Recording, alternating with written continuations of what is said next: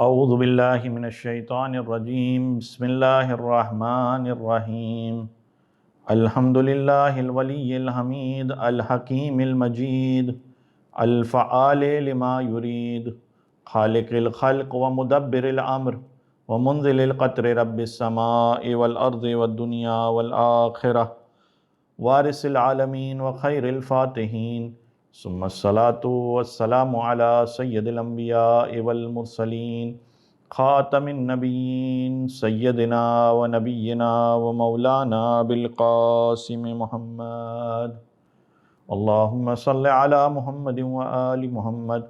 و آلہ الطیبین الطاہرین المعصومین المظلومین ولعنۃ اللہ علی اعدائہم اجمعین اما بعد فقد قال سبحانہ وتعالی فی القرآن المبین والفرقان الحکیم بسم اللہ الرحمن الرحیم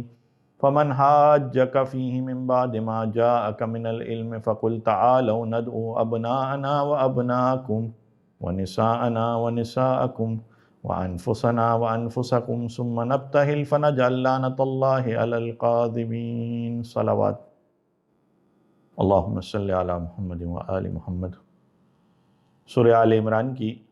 آیت نمبر 61 کو آپ کے سامنے سرنامہ کلام کے طور پر پیش کیا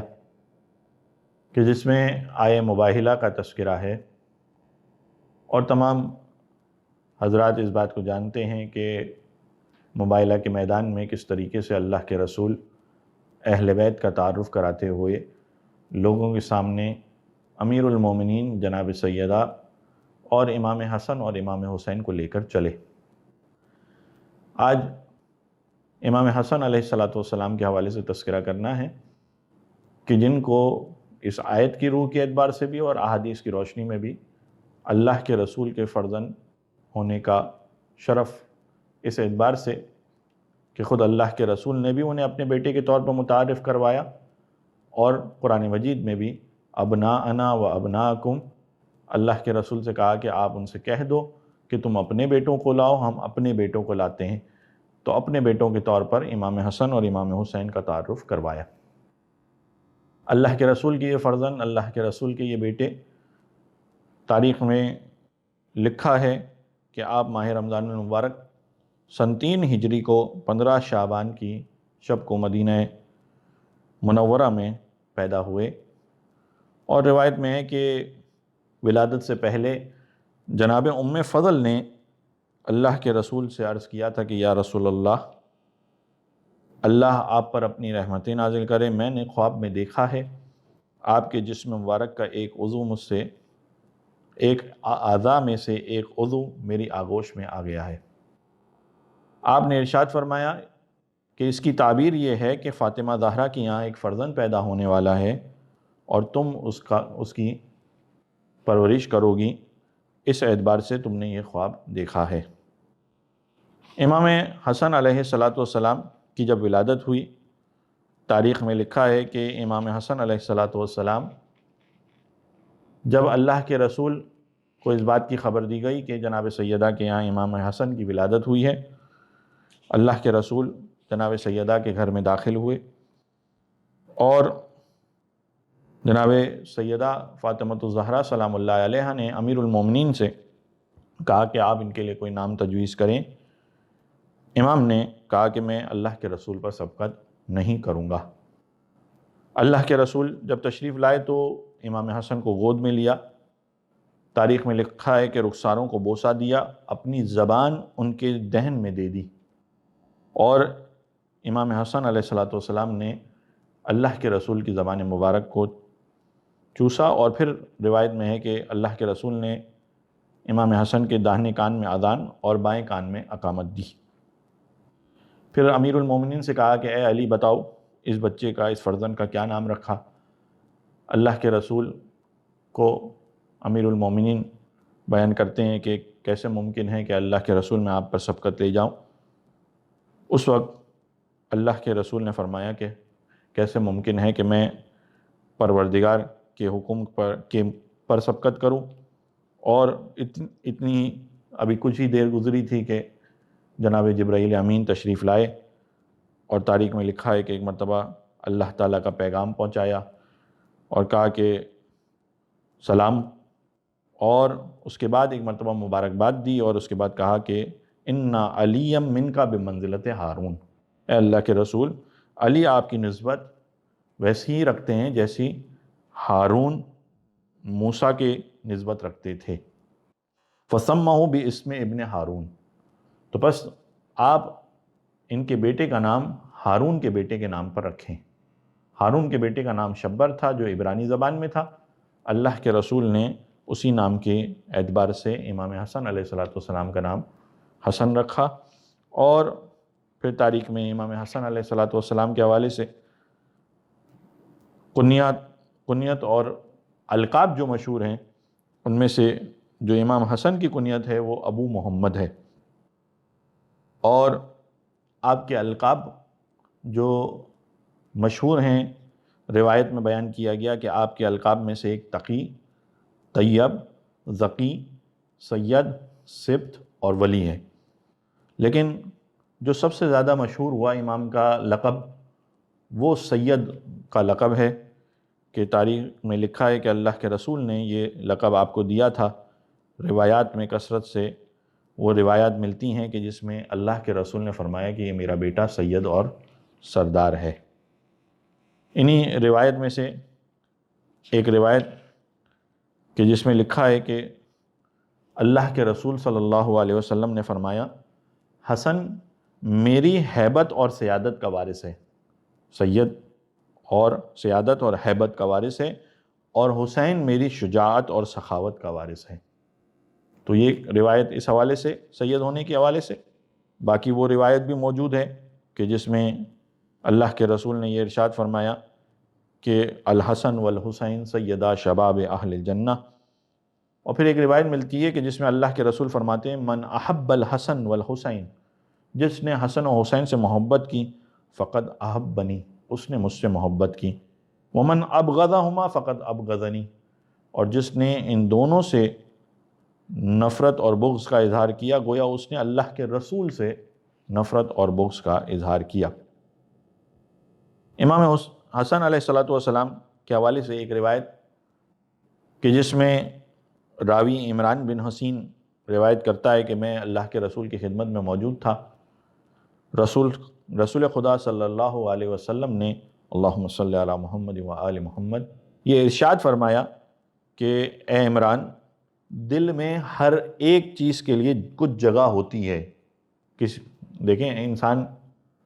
مختلف چیزیں چاہتا ہے، مختلف دل میں خواہشات ہوتی ہیں، الگ الگ خواہش ہوتی ہے۔ اللہ کے رسول فرماتے ہیں کہ دل میں ہر شے کے لیے کچھ جگہ ہوتی ہے،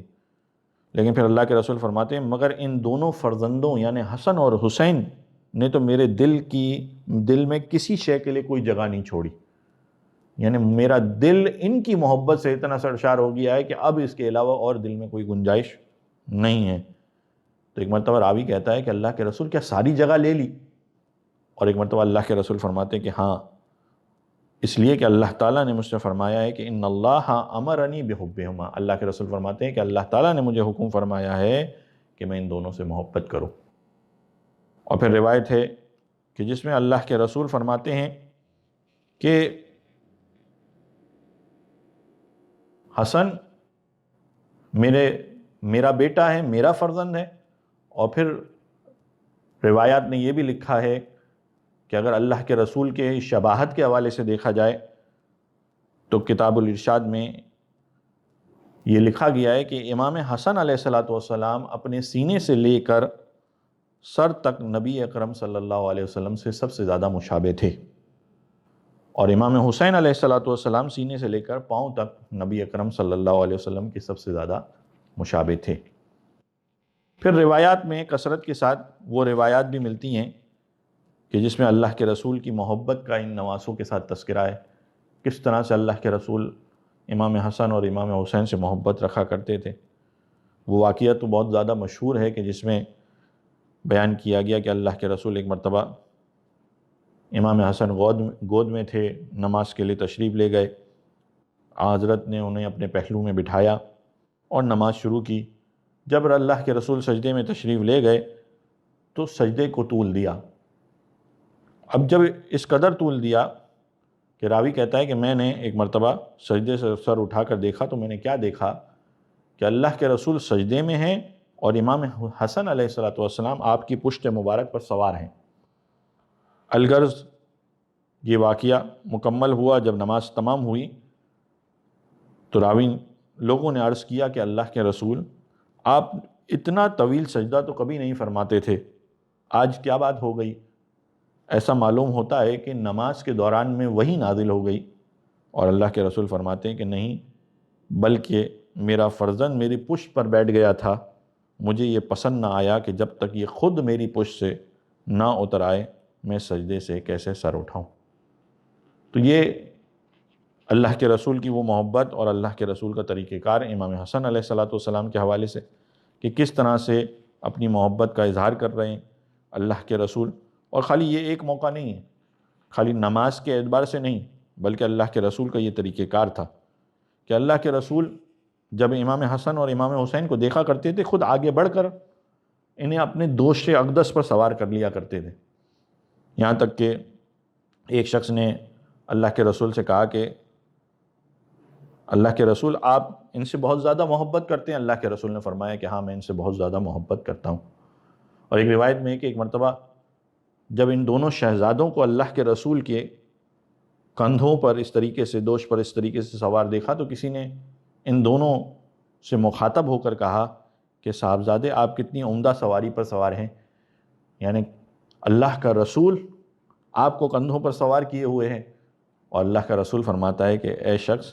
یہ بھی تو دیکھ کہ سوار بھی کتنے عمدہ ہیں، یہ بھی تو دیکھ کہ جو سوار ہونے والے ہیں حسن و حسین ان کی شان بھی کتنی زیادہ ہے۔ یہاں تک کہ روایت میں ملتا ہے کہ ایک مرتبہ نماز پڑھا رہے تھے، آپ سجدے میں تھے، امام حسن آ گئے، پشت پر سوار ہو گئے۔ حضرت نے امام حسن کو بعد میں جب نماز مکمل ہوئی اپنے سینے سے لگایا تو ایک شخص نے عرض کی کہ یا رسول اللہ آپ اس بچے کے ساتھ اتنی محبت سے پیش آتے ہیں، اتنی محبت تو کسی دوسرے بچے کے ساتھ آپ پیش نہیں آتے۔ تو آپ نے فرمایا کہ ہاں اِنَّ هَذَا رَيْحَانَتِي، یہ جو میرا بیٹا ہے یہ میرا پھول ہے، وَإِنَّ ابْنِي هَذَا سید، یہ جو میرا بیٹا ہے یہ سید ہے، سردار ہے، وَعَسَىٰ أَن يَصْلَحَ اللَّهُ بِهِ بَيْنَ فِئَتَيْن مِّنَ الْمُسْلِمِينَ، اور ان قریب وہ وقت آئے گا کہ جب پروردگار اس فرزند کے ذریعے مسلمانوں کے دو گروہ کے درمیان صلح کروائے گا۔ تو یہ کثرت کے ساتھ وہ روایات ملتی ہیں جس میں اللہ کے رسول نے اپنی محبت کا اظہار کیا، لوگوں کو امام حسن علیہ السلام کے مرتبے کے حوالے سے بیان کیا، یہاں تک کہ وہ جملے فرمائے کہ جو اس سے محبت رکھتا ہے اس نے مجھ سے محبت کی، ومن ابغضہ، جس نے ان سے نفرت کی گویا اس نے اللہ کے رسول سے نفرت کی۔ تو یہ روایات کثرت کے ساتھ اس بات کی طرف اشارہ کرتی ہیں کہ امام حسن علیہ السلام کا مقام کس قدر بلند اور کس قدر اعلیٰ تھا۔ پھر اللہ کے رسول کے حوالے سے ہمیں وہ روایت بھی ملتی ہے کہ کس طریقے سے حسن و حسین کے ساتھ اہتمام کیا کرتے تھے اپنے گھر میں، کس طریقے سے، یعنی وہ مواقع کہ جس میں اللہ کے رسول یہ ارشاد کر دیا کرتے تھے، یہ بیان کر دیا کرتے تھے کہ اس وقت آرام کا وقت ہے، کسی کو اندر داخل نہ ہونے دینا، لیکن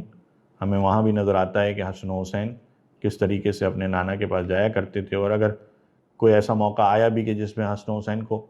روکا گیا تو اللہ کے رسول نے خود کہا کہ ان دونوں کو نہ روکو، یہ دونوں میرے پھول ہیں، ان دونوں کو میرے پاس بھیج دو۔ اور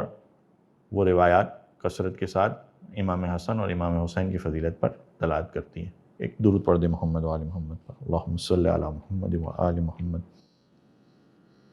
روایات میں وہ واقعہ بھی ملتا ہے جو امیر المومنین کے حوالے سے ہے امام حسن کا، کہ جس میں وہ موقع کہ جب جناب سیدہ اللہ کے رسول کے جو خطبات تھے ان خطبات کو امام حسن سے سنا کرتی تھیں۔ امیر المومنین جب آتے تھے تو ایک مرتبہ یہ تذکرہ ہوا، یہ معلوم چلا، تو ایک مرتبہ خواہش ظاہر کی کہ میں بھی چاہتا ہوں کہ حسن کی بات کو سنوں، اور پھر تاریخ میں لکھا ہے کہ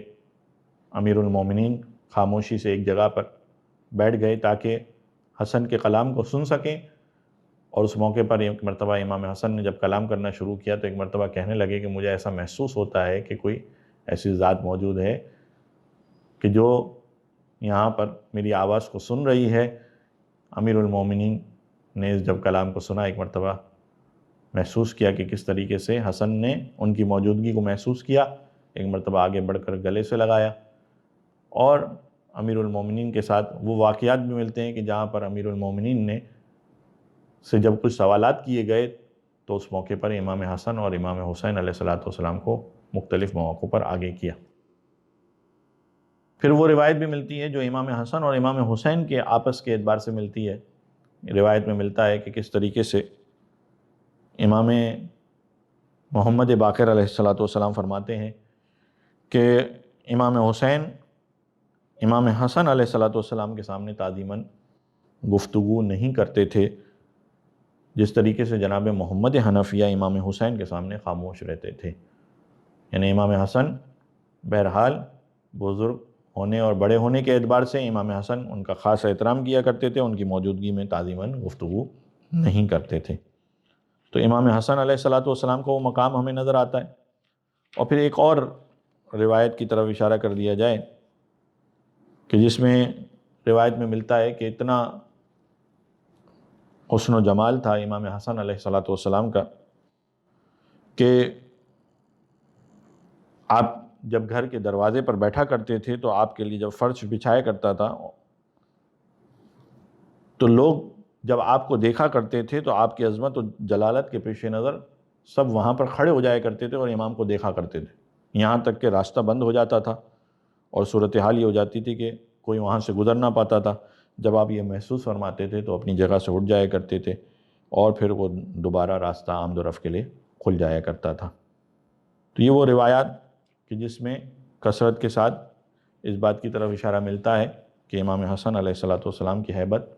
کس قدر زیادہ اور بلند تھی۔ اور پھر ایک اس واقعے کی طرف بھی اشارہ کر دیا جائے کہ اللہ کے رسول کے زمانے میں ہی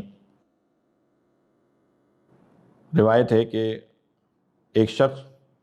جس نے کوئی قصور کیا تھا، یعنی کوئی غلطی کر دی تھی، کوئی گناہ کر دیا تھا، اور وہ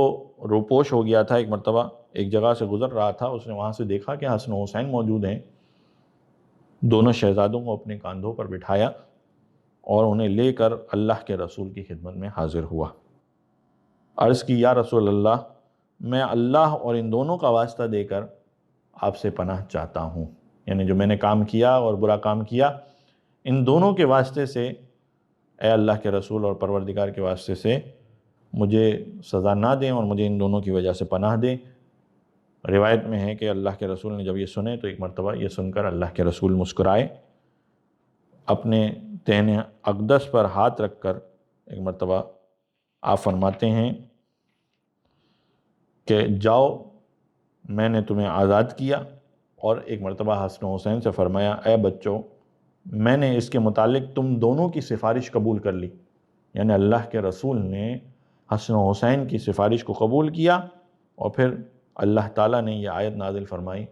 روایت میں آتا ہے کہ وَلَوْ أَنَّهُمْ إِذ ظَلَمُوا أَنفُسَهُمْ جَاءُوكَ فَاسْتَغْفَرُوا اللَّهَ وَاسْتَغْفَرَ لَهُمُ الرَّسُولُ لَوَجَدُوا اللَّهَ تَوَّابًا رَحِيمًا، کہ اگر یہ لوگ اس وقت جب کہ انہوں نے اپنے نفسوں پر ظلم کیا آپ کے پاس آ جاتے، یعنی اللہ کے رسول آپ کے پاس آ جاتے اور اللہ سے معافی مانگ لیتے، اور ان کے لیے رسول خدا بھی اللہ تعالیٰ سے مغفرت طلب کرتے، تو وہ ضرور پروردگار کو توبہ قبول کرنے والا اور مہربان پاتے۔ نہیں معلوم ہماری وہ کون کون سی خطائیں ہیں جو ہم نے غلطی سے یا جان بوجھ کر انجام دی۔ اس مولود سعید کے صدقے میں اللہ کے رسول کی بارگاہ میں حاضر ہو کر اللہ کے رسول سے یہ دعا کرتے ہیں کہ اللہ کے رسول آپ ان کے واسطے سے ہماری خطاؤں کو معاف کریں، اور انہی کے واسطے سے ہم پروردگار کی بارگاہ میں داخل ہوتے ہیں۔ پروردگار اپنی خاص رحمتیں، برکتیں اور مغفرتیں ہم پر نازل فرما، اور اس شب کے واسطے سے پروردگار، اس مولود سعید کے واسطے سے پروردگار ہمیں اس دنیا میں ہمیشہ اہل بیت علیہ السلام کی محبت کے ساتھ زندگی گزارنے کی توفیق عطا فرما۔ پروردگار اس مولود کے صدقے میں ہماری تمام گناہ کبیرہ و صغیرہ کو معاف فرما۔ دنیا میں جہاں جہاں مومنین موجود ہیں ان تمام کی جان، مال، عزت و آبرو کی حفاظت فرما۔ پروردگار تجھے واسطہ اس مولود سعید کا ہمارے دلوں میں، ہماری نسلوں میں، ہمارے اولادوں میں ہمیشہ ان کی اور اہل بیت کی محبت کو قائم و دائم فرما۔ اپنی آخری حجت امام عصر و زماں کے ظہور میں تعجیل فرما، ہم سب کو ان کے اعوان و انصار میں شمار فرما۔ ربنا تقبل منا انک انت السمیع العلیم برحمتک یا ارحم الراحمین۔